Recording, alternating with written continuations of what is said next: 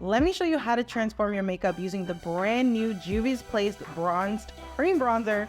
I'm so excited. Let's try it. So this new bronzer comes in 8 separate shades. What I like to do is tap my brush into my bronzer. I like to start from the top of my cheekbone and kind of work my way down. I build based upon the shape of my face and also just the look that I'm going for. So it looks really good. I like that it's really subtle, but it's also pigmented, gives a nice warm bronze to my cheekbones. Okay, I like that. So we went from this, no bronzer with bronzer. Another way I like to use my cream bronzer is to add to my nose as a contour. So I start all the way from the tip of my brow to the bottom of my nose, and then I clean it up. The bronze cream bronzer is $20, so very affordable. It also has pearls, which adds radiance to your skin. So here are some of the key benefits of the new Juvia'S the Bronze Cream Bronzer. It's blendable, it's creamy, it's also formulated with shea butter, so you're gonna get that beautiful sun-kissed glow.